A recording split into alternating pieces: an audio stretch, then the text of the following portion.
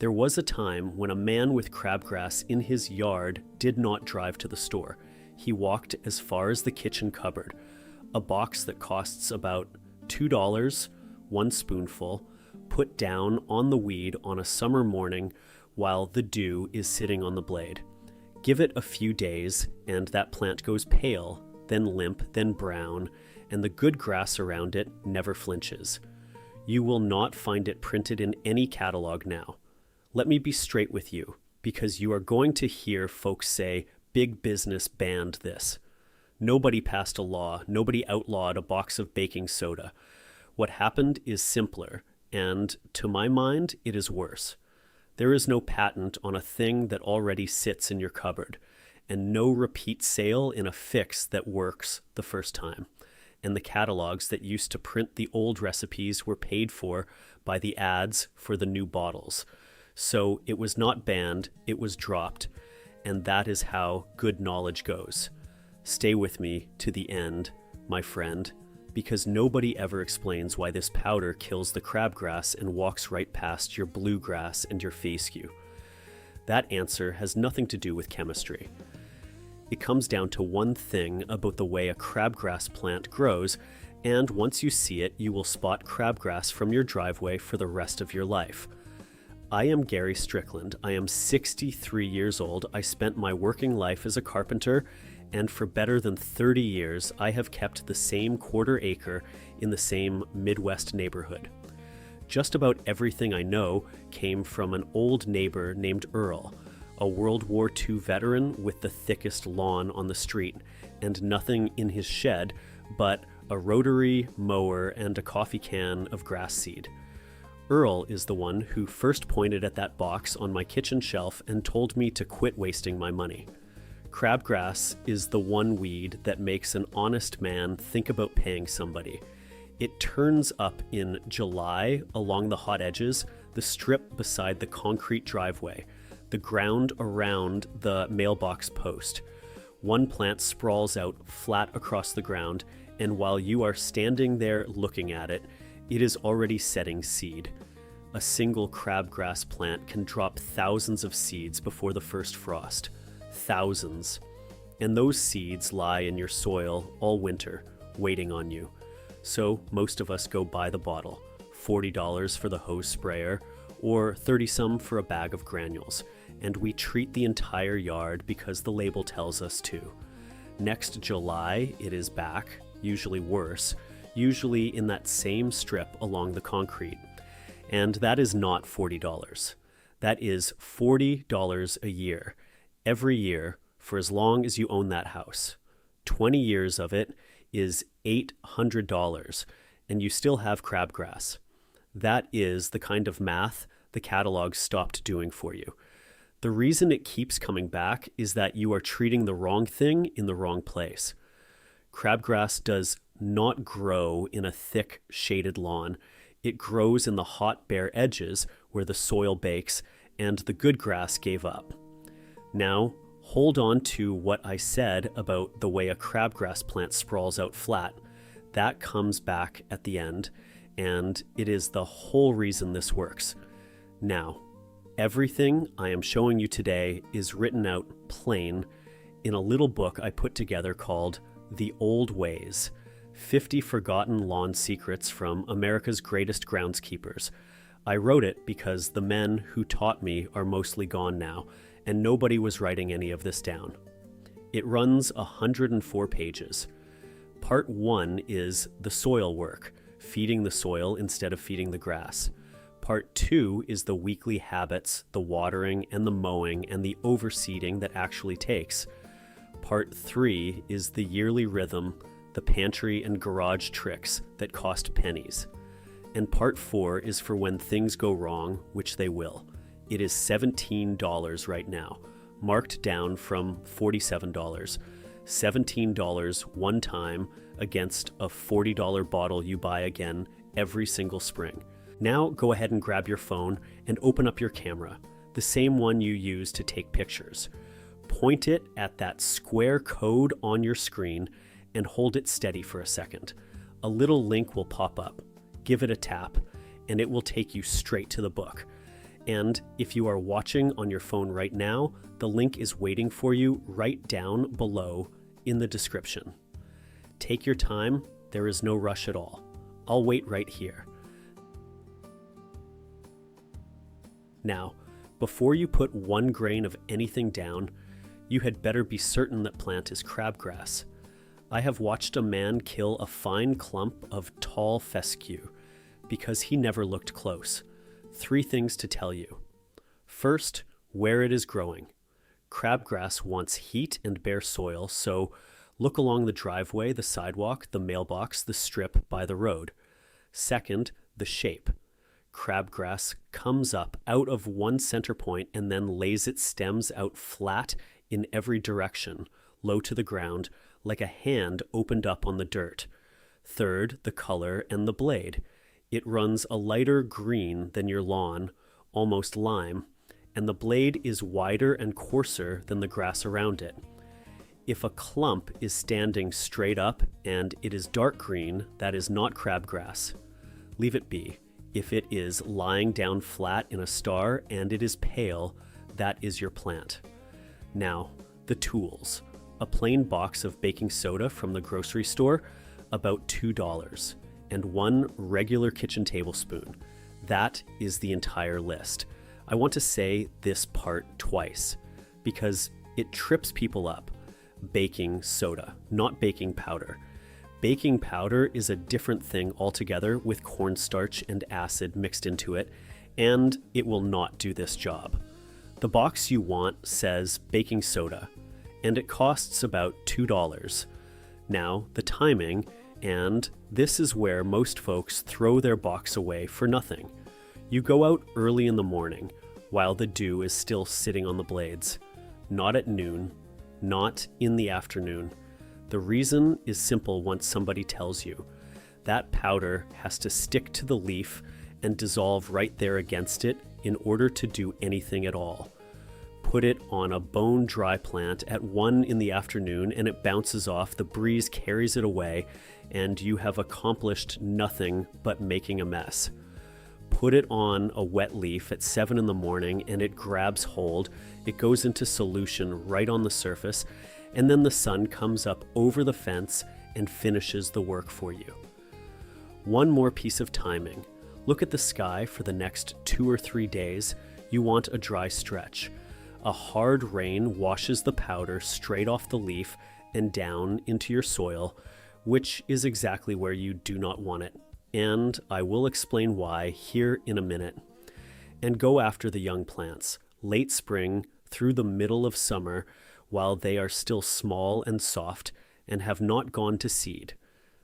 The big woody ones in September are a different fight. Here is the whole job, and I want you to take your time with it. There is no rush at all. Walk out early, before the sun clears the fence line, with your box and your spoon. Find your first plant. Take 1 level tablespoon of baking soda. 1 tablespoon. Not a handful, not a scoop, not a cup. Hold the spoon low, 3 or 4 inches over the plant. Sprinkle it right over the middle of that plant, where all the stems come out of the ground. That center is called the crown. Cover the crown and cover the flat leaves lying out around it. Then move on to the next plant and do the same thing. If a plant is bigger across than your hand, give it 2 spoons instead of 1. 1 on each side of the crown. Do not walk along shaking the box out behind you. That is not the job. Then leave it alone and go have your coffee. Now, what you should expect, and I am going to be square with you here. This is not a thing that falls over in front of you. Day 2 or day 3, you will see the tips going pale and yellow, and the whole plant starting to look tired. By the end of that first week, the middle is brown and crisp. Some of the smaller plants die outright. Some of the bigger ones try to push new growth back out of that crown. So you go back about a week to 10 days later, and anything still showing green gets 1 more tablespoon. The same way on a dewy morning. 1 tablespoon, 1 week apart. Most plants are finished after the second treatment. A big established one late in the season may want a third, or you can just get your fingers under the crown and pull it, because by then it is loose anyway. And I have not forgotten what I promised you about why this leaves your good grass standing. We are nearly there. Now, the mistake, and it is the one that will genuinely hurt your lawn. Baking soda is a salt. That is what it is. A spoonful on one weed is nothing, and it washes out with the next few rains. But a man who gets excited and broadcasts it across the whole yard, or dumps a cup of it on one patch, has salted his soil. And salty soil is about the only lawn problem that is a real headache to undo. Grass will not root in it, and nothing much wants to grow there. So spot treat. One plant, one spoon.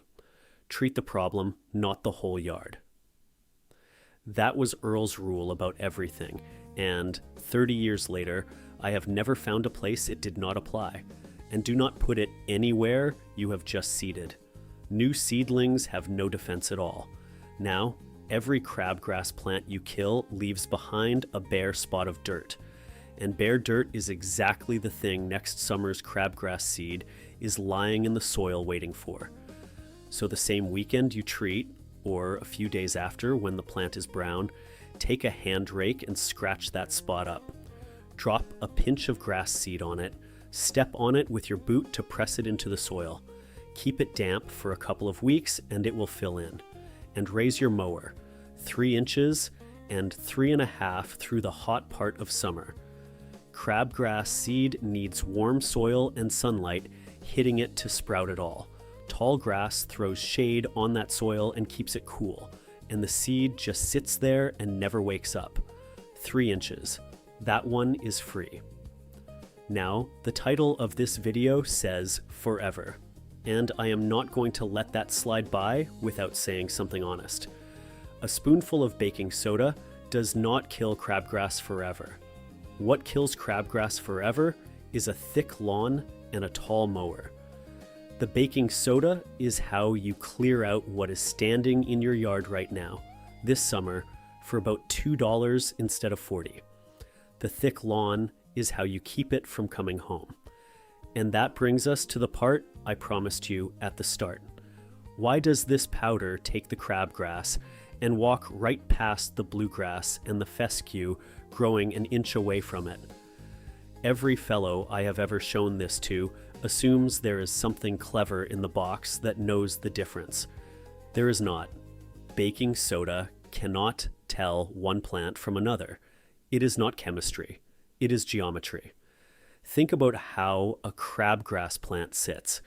It comes out of one crown and lays its stems and leaves out, flat, horizontal, spread across the ground like an open hand. Every one of those leaves is a little shelf turned face up to the sky. You sprinkle powder over the top of it and every grain lands on a leaf and stays there. Now, think about how your bluegrass and your fescue sit. They stand straight up. The blades are narrow and vertical. Powder hits a blade like that and rolls right off it down to the soil where a few scattered grains spread out across the dirt amount to nothing at all. Then there is what is underneath. Crabgrass is an annual.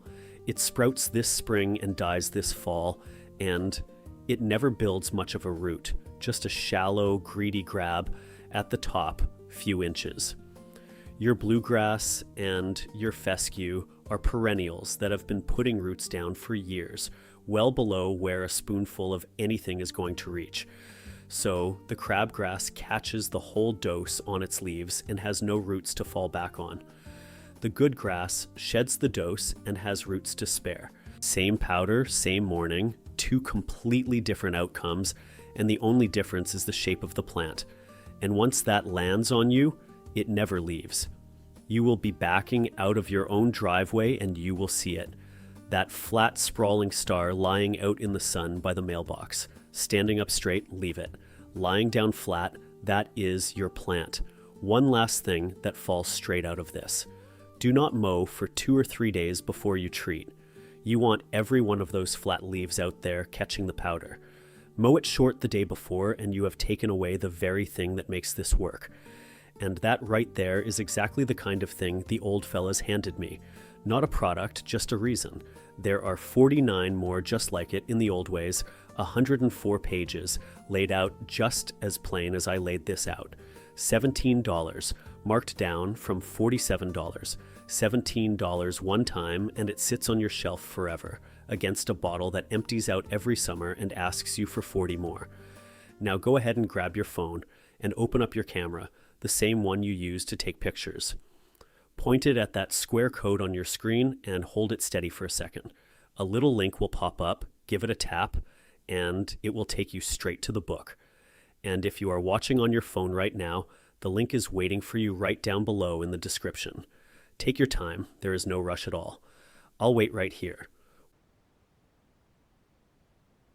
1 tablespoon of plain baking soda on a young crabgrass plant early in the morning while the dew is still on it, then seed that bare spot before something else claims it. Now tell me in the comments what your lawn is fighting right now and what state you are in. I read every single one. Next time, I am going to show you the one thing Earl did with his mower every August that kept his yard green straight through a drought while every lawn on the street turned the color of a paper sack. It is free, it takes about 4 minutes, and hardly anybody does it anymore. Keep that lawn thick and green, my friend, and I'll see you over the fence.